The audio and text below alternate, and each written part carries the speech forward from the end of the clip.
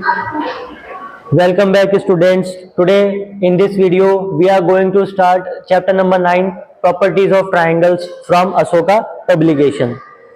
Before we start this chapter, we will study the definition of triangles. Have you ever seen a triangle? This is a general figure of a triangle where we find three vertices.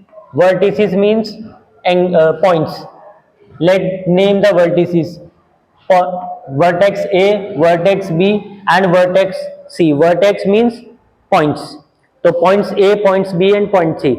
We have 3 points. When we join 2 points, we get a line segment. जब हमने point A और point B को join किया, line segment A B. जब points B और point सी को join किया तो एक लाइन सेगमेंट मिल गई बी सी, और जब ए और सी को ज्वाइन किया तो लाइन सेगमेंट बन गया ए सी. और इन तीनों लाइन सेगमेंट के बीच में जो एरिया है, this area is a closed area, है ना. तो एक ऐसी फिगर जो क्लोज्ड होती है और जिसमें 3 साइड्स होती हैं, 3 वर्टेक्स होते हैं और होते हैं 3 एंगल्स. ए बी और ए सी के बीच में जो एंगल बना हुआ है, the angle included between the 2 sides A B and A C, ये first angle of the triangle. This is the second angle of triangle. This is the third angle of the triangle. तो अब हम आते हैं definition पर. A closed figure having 3 vertices. Vertices means points. So 3 points, 3 line segments, 3 line segments and 3 angles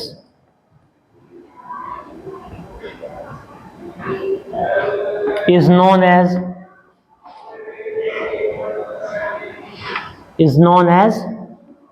triangle.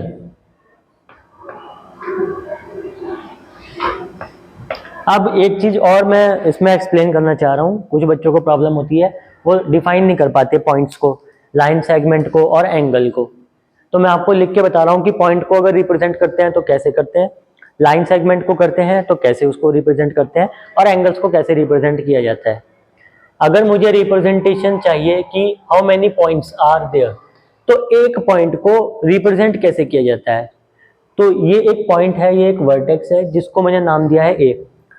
तो मुझे सिर्फ simply ए लिखना होगा, दैट्स इट. इसका मतलब ये एक पॉइंट है.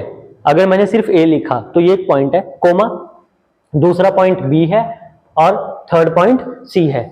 तो अगर मैं सिर्फ ए बी और सी को कैपिटल लेटर से लिखता हूं, points will always be represented by capital letters. English alphabet में जो कैप्स में हम लिखते हैं कैपिटल लेटर्स में, उससे हम रिप्रेजेंट करते हैं पॉइंट्स को. और जब हम एंगल को रिप्रेजेंट करते हैं तो स्मॉल लेटर से. अगर मैं इस एंगल को रिप्रेजेंट करना चाहता हूं तो मैं या तो एंगल 1 2 3 मेंशन कर सकता हूं. अगर मैं इसको इंग्लिश अल्फाबेट से रिप्रेजेंट करना चाहता हूं तो मैं उसको स्मॉल अल्फाबेट से यूज करूंगा, जैसे स्मॉल एक्स, स्मॉल वाई और स्मॉल जेड. आपने देखा भी होगा प्रीवियस चैप्टर में, जो एंगल्स को रिप्रेजेंट किया जाता है स्मॉल लेटर से रिप्रेजेंट करते हैं, या हम नंबर्स दे देते हैं, एंगल 1, एंगल 2, एंगल 3, ठीक है. अदरवाइज तो आप पूरा नाम भी लिख सकते हो एंगल का. अभी बताते हैं एंगल का रिप्रेजेंटेशन कैसे हो सकता है. अब आते हैं लाइन सेगमेंट. अगर आपको लाइन सेगमेंट रिप्रेजेंट करनी है तो how many sides we have in a triangle? We have 3 sides.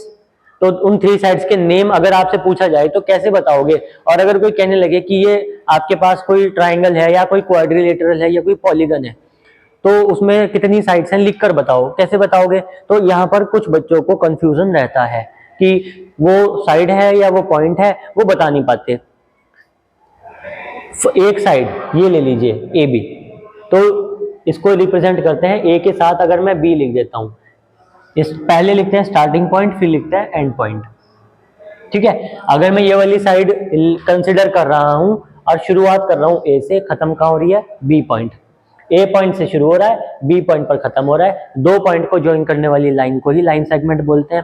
तो लाइन सेगमेंट मेरे पास पहला आ जाता है ए बी, और मैं उसको रिवर्स ऑर्डर में भी लिख सकता हूँ बी ए बी और बी ए दोनों सेम चीजें होती हैं।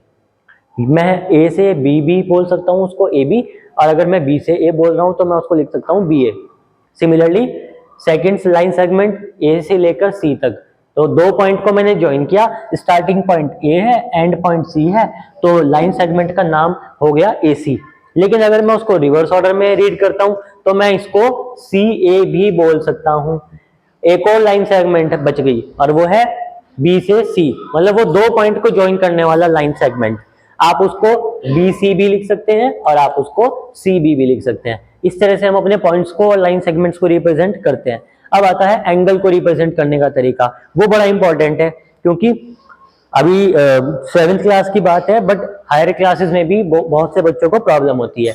तो अब देखेंगे कि हम एंगल्स को कैसे रिप्रेजेंट करते हैं। बहुत सारे तरीके होते हैं एंगल्स को रिप्रेजेंट करने के।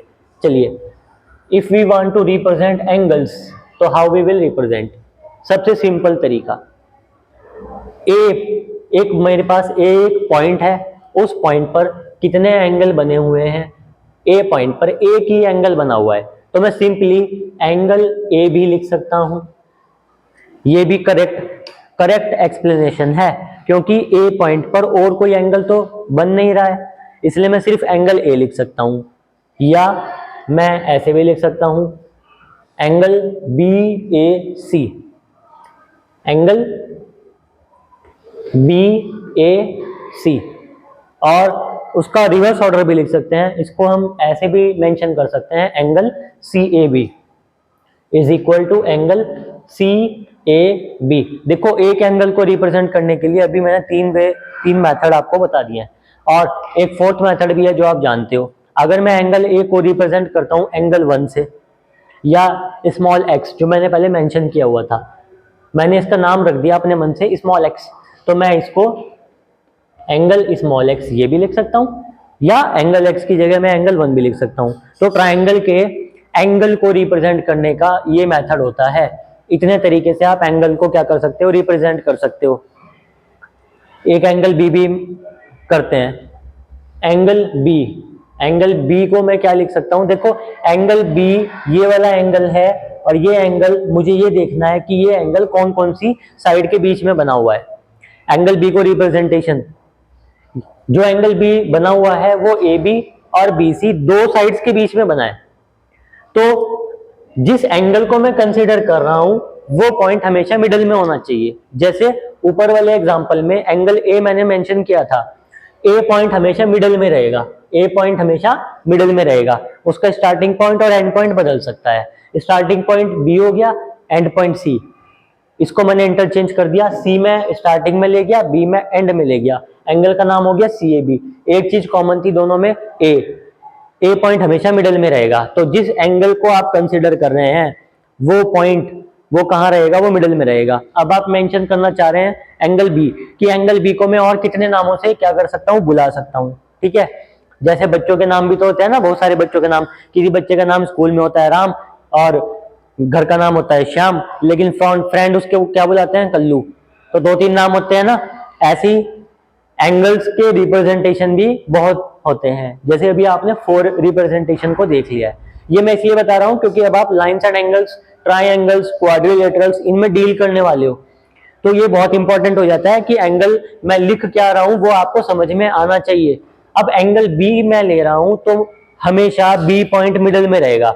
जब बी पॉइंट मिडिल में रहेगा तो एक बार स्टार्टिंग पॉइंट ए को लेंगे, और जब ए से स्टार्ट करेंगे मिडिल में बी आ जाएगा, तो एंड में कौन जाएगा, सी। एंगल बन जाएगा A B C, angle A B C. तो बी मिडिल में आ गया है, इज इक्वल टू एंगल। अब ए और सी इन दोनों को इंटरचेंज कर दो, ए की जगह सी आ जाएगा, सी की जगह ए आ जाएगा। एंगल का नाम हो जाएगा एंगल सी बी ए। बी अभी भी सेंटर में ही है, ए और सी अपनी जगह बदल गए। और फोर्थ मेथड, एंगल बी का फोर्थ मेथड, अगर आप एंगल बी को y एज्यूम करते हो तो मैं वहां पर एंगल y लिखूंगा, और अगर एंगल बी को आप लिखते हो एंगल 2 तो मैं एंगल 2 भी मेंशन कर सकता हूं। अभी मैं लिख रहा हूं एंगल y। Got it? अब जल्दी से देख लीजिए एंगल सी, तो एंगल सी को मेंशन करने का ये वे भी हो सकता है। सी मुझे मिडल पॉइंट में रखना है, एक बार ए से स्टार्ट करते हैं तो एंगल बन जाएगा A C B, angle A C B, C middle में आ गया है, और अब मैं बी और ए को इंटरचेंज कर दूंगा, ये बन जाएगा एंगल बी सी ए, और इसको मैं नेम दे देता हूं angle Z, let this angle is Z. So this is the way to represent the points of a triangle, these line segments of a triangle and angles of a triangle. And if we revise the definition of a triangle, a closed figure, एक ऐसी figure जो closed है, कहीं से भी open नहीं है, तो a closed figure having three vertices, three sides and three angles is known as the triangle. Now we will study its types, classification of triangles. Now moving on to the next topic, that is the types of triangles, or you can say classification of triangles.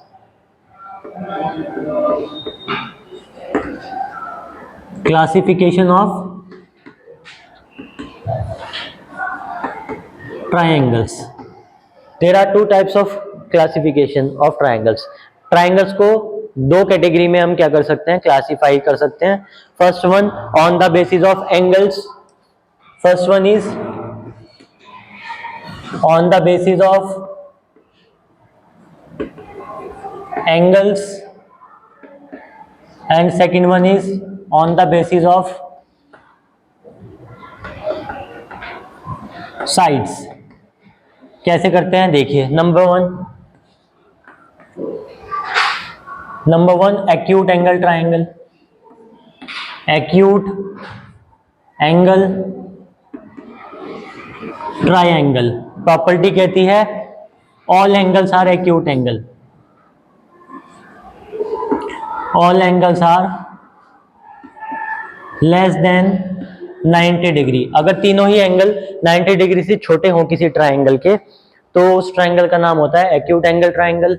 B है right angle triangle, right angled triangle.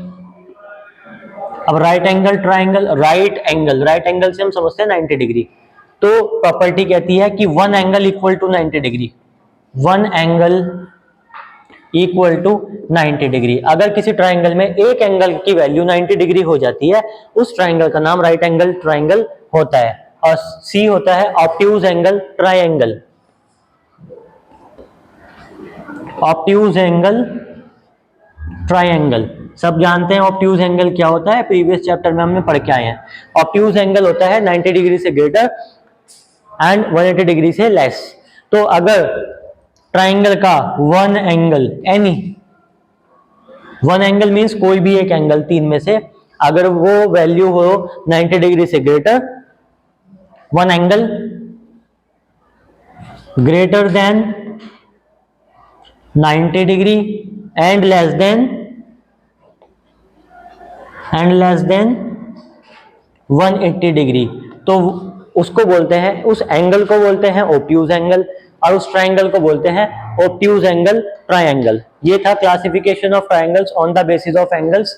Next is on the basis of sides. First आता है equilateral triangle.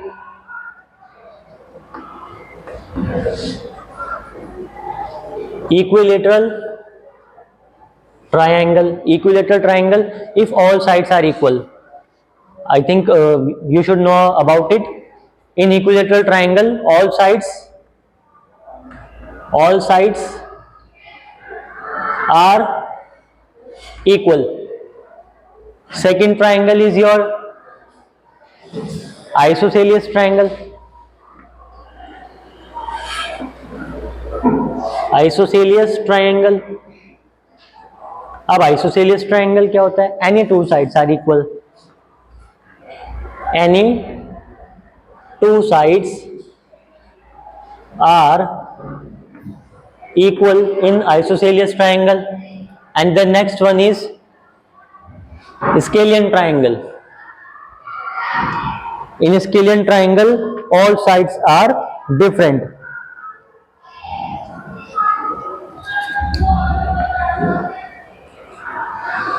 Scalene triangle all sides are different. So this is the classification of triangle on the basis of sides.